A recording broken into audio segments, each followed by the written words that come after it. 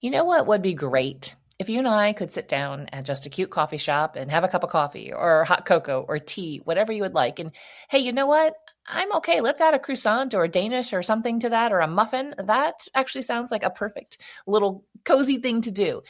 But since you and I are probably not right around the corner and can't meet somewhere in the middle very easily, I hope that today's episode feels a little bit like sitting down and talking to somebody that is at the further end of their homeschool journey. This is something that I longed to do when I was beginning. And anytime I would encounter anybody, there weren't many homeschoolers. I kept trying to find more and more. But anytime I encountered anybody that was just even a year ahead of me, I would just ask them questions and just soak everything in.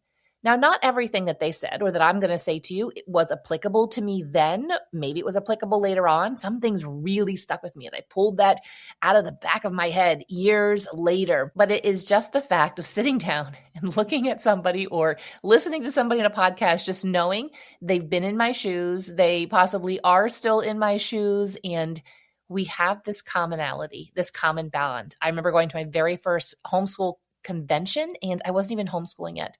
But I just sensed that the way that I wanted to do things was differently for my kids. They were still young, and I was already reading books about parenting teenagers and having thoughts on how it could be done differently and being like, we're not doing the teen years like everybody else. But when I went to that convention, I looked around and I said, I found my people. I was so excited about that, to find moms that were intentional and willing to share their journey. So today I'm going to share with you 4 things that I wish I knew when I began homeschooling. This would have been 16 years ago that we were looking into how to homeschool and all that kind of stuff. And so this is what I would tell my younger self. And hopefully you can glean some wisdom and some ideas, and if nothing else, some encouragement and hope for your homeschool. Welcome to Little by Little Homeschool Podcast. I am your host, Leigh, a homeschool mom who never intended to homeschool, and here I am at the end of my journey and my years of homeschooling. Was it hard? At times, yes. Did I want to quit sometimes? Yes. But did the Lord come alongside me, and was he not faithful in helping me to just day in and day out, year after year, to keep doing it? Yes, he was. And was it worth it? Absolutely. Let's get into today's episode. Now, let's do a flashback to some years ago when homeschooling was not as common. I mean, now you get onto social media and there's an overwhelming amount of information about homeschooling. And I don't think you can really go out in society and not encounter maybe a homeschooler or somebody who knows a homeschooler that can connect you with somebody else. But I felt very alone in my homeschooling. We joined a co-op that very first year because I wanted to meet other homeschoolers, because I had one friend that homeschooled. Now, over the years after the years following that, I was able to convert some more friends into homeschooling and was able to make connections. But there weren't as many books, there weren't podcasts. Maybe they were, but I just didn't know where they were. And So today, I just want to share with you 4 things that I wish I knew when I began. But we also have to realize that it's okay to not know everything, because the best way that things become maybe a tradition or solidified or really part of our foundation, or we become very passionate about it, is because we learn it while we are doing it, while we are in the trenches of homeschooling. We're like, oh, I could do it this, or we stumble into something, or we just try something and we're like, this is brilliant for our homeschool and for our family. And this is why we're doing it. And it's just something that you continue to do forever through your homeschool times, or it just works for a season.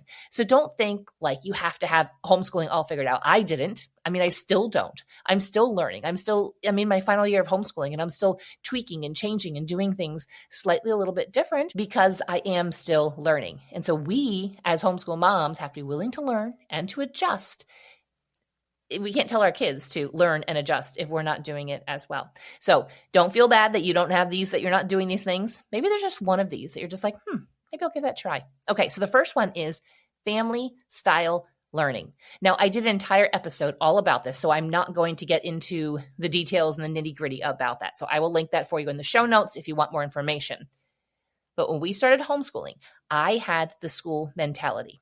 I had a 3rd grader and a 1st grader and a preschooler. Now, that very first year, the preschooler went to preschool. So he went 2 mornings a week. So I felt like I didn't need to do anything with him in the meantime or the other days, except for reading. We did a lot of reading, a lot of picture books and a lot of reading. So it was the first grade and the third grader. And so I had that mentality that first grader, he's got math, he's got language arts, he's got geography, he's got social studies, history, or whatever I chose. He's got science, he's got art, he's got music. Okay. Now we had the third grader and repeat that entire list. And that's what she had as well. She had to have her own books.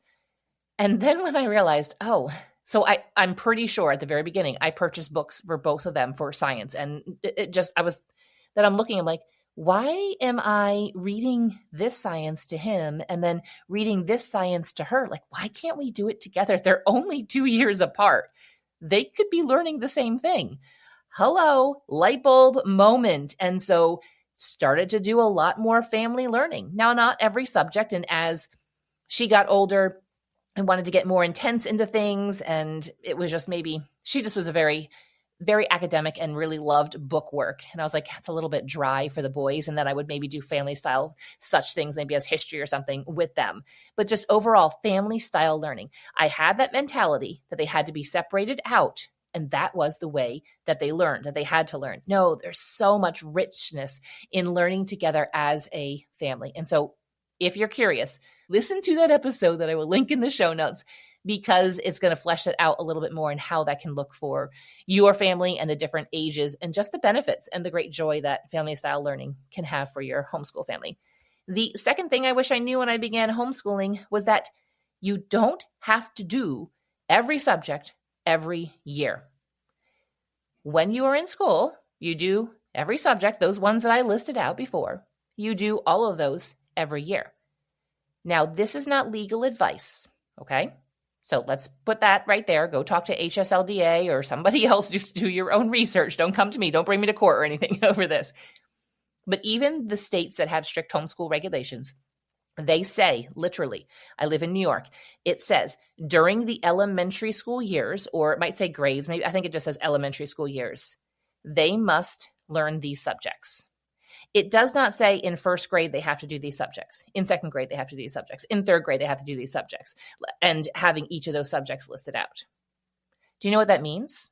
That means that you don't have to do every subject every year, even if you live in a state that is strict. Again, do your own research. The buck has to stop at you. You are the one that's legally responsible. But what if you focused on depth over breadth?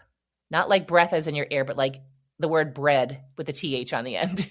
I know sometimes things don't translate through microphones and stuff, but what if you focused on getting deep into something instead of just surfacey? We all know people who know a little about a lot of different things.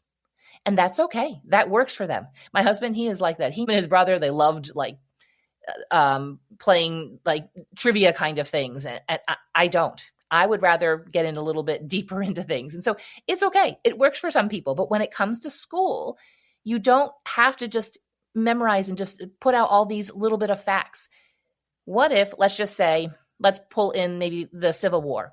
Your kids could learn all the facts about the Civil War, or maybe you just focus in on one specific aspect of it, or 1 year of it, or 2 years of it, or one side of it 1 year and the other side the other year. I don't know if it really would work very well for that kind of topic, but I think you kind of get my point, is that you could just get in really deep instead of knowing something overall. And then if they wanted to know more and to be able to put in more details, then that's very easy to do.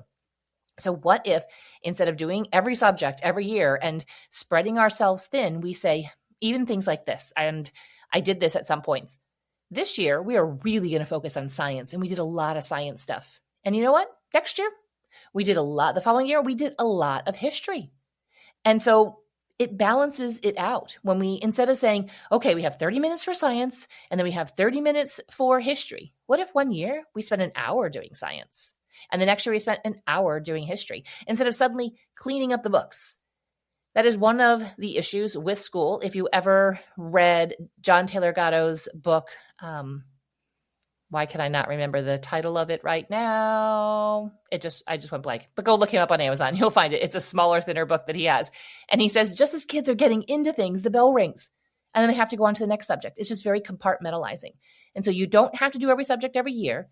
You can, if you want, or you can focus on getting deep into a couple of subjects. Now, some things, now that works really well for maybe content subjects.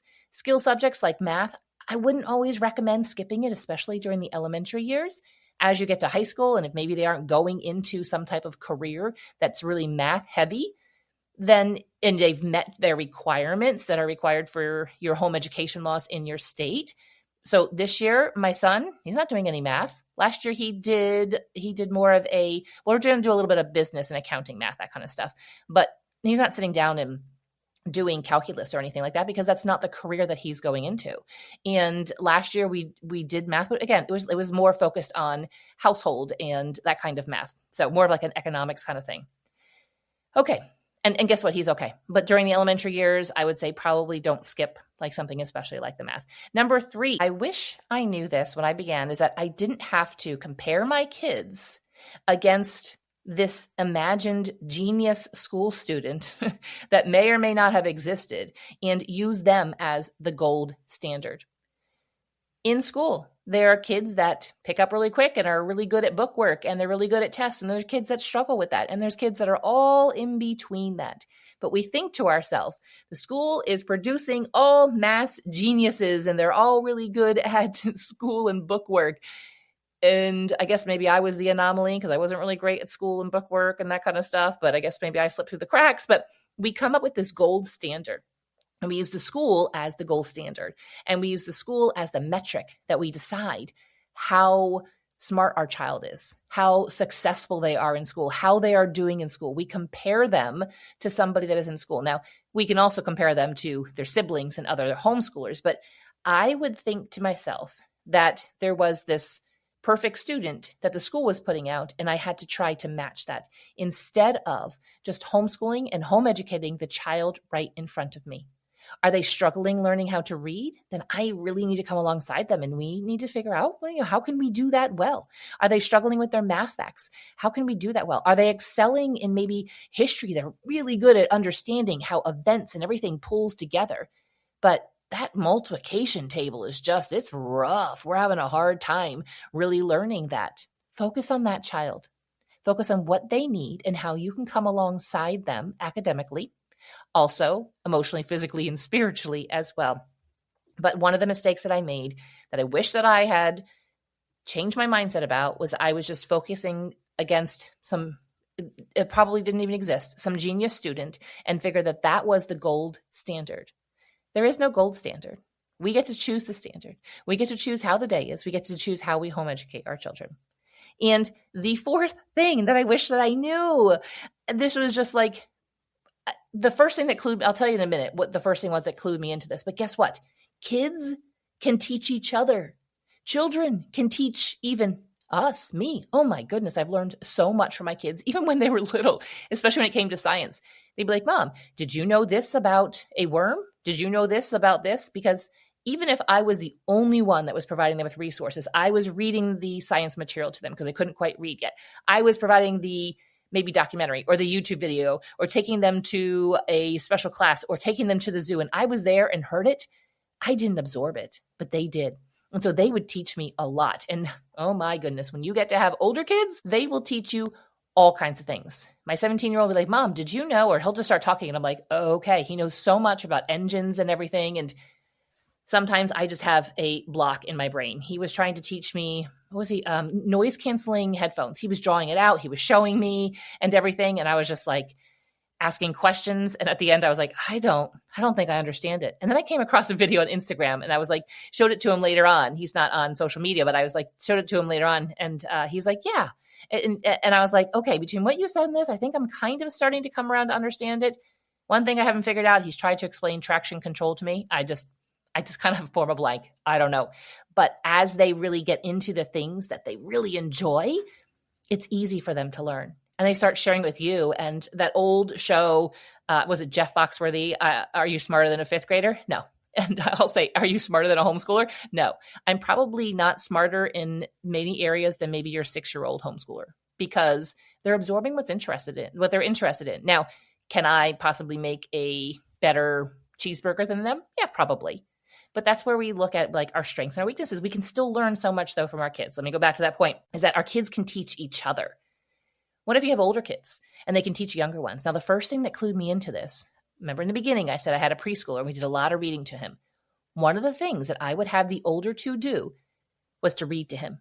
They would just get out picture books. And part of one of their daily assignments was to maybe read him 2 picture books.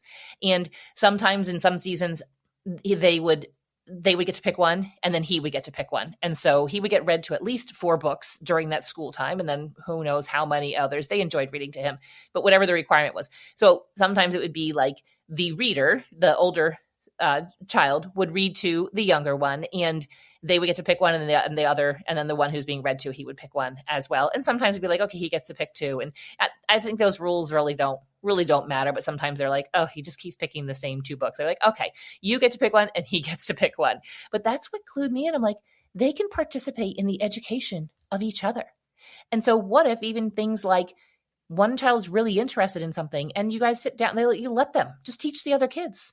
And they can do this in co-ops. I mean, we were in some co-ops at different times, and they would pair. Remember this one time they paired older student with a younger student, and I was the one who had the younger student. And I was like, oh, bless your heart. But they learned a lot together on this project that they were working together on. So don't diminish the fact that kids can teach each other. This isn't even just in the family. You could have friends that homeschool, and maybe you put together once a month, you get together and maybe all the kids share something that they know or learned about, or just a couple of them. I just thought of that off the top of my head. That sounds like a lot of fun. I know maybe logistics to kind of figure it out and where you're going to have it. Maybe your church will let you use one of the rooms. Our church was always such a blessing. I would ask if we could use a room for something, and as long as nobody else was using it, they were totally fine with it. And it was nice to be able to go somewhere. There was tables, there was chairs, we'd set up, we would do our thing, we'd clean up, and didn't have to worry about anybody overstaying their welcome, staying too long, and everybody's ready for naps. And you're like, okay, I'm ready to go. No one's messing up my house. But just the fact that kids can teach each other. In school, it's a teacher teaching the kids. But in homeschool, it can be parents, other parents, and kids teaching each other. And what a blessing for homeschool kids to be able to step out into the world and realize that they can learn from anybody. It doesn't have to be somebody with a certification. They can learn literally from anybody. And that's like to the school system, I was like, picture my head like, whoa, that's crazy. But no, that's really, I think, the way that things should be. If you're struggling with your homeschool, you're like, I don't know if this curriculum is working. Is this the right curriculum? How do I set up my days? And I would like some goals, and I would like some objectives, things that I am working towards, and just a better view about homeschool. I'm going to encourage you to go over and get started in your homeschool blueprint. It's something that you can join at any time. You can do some changes and to figure out some things for this homeschool year, or you can kind of go through it and be like, you know what, we're just going to continue with what we're doing, but I'm going to go get into your homeschool blueprint so that it can revitalize and it can really give me a new outlook for the next homeschool year, which I know it's only mid-February, but you are going to be thinking about it soon. I know come spring, all the homeschool curriculum and all that kind of stuff starts coming out, and everybody just starts to get excited about the homeschool year that's coming. But I don't want you to forget about the homeschool year that you are currently in. Make sure you keep focusing and making that a priority as well. But you can get more information at littlebylittlehomeschool.com/blueprint, and the link is also in the show notes. Have a really great day, and I promise to be back here on the podcast real soon.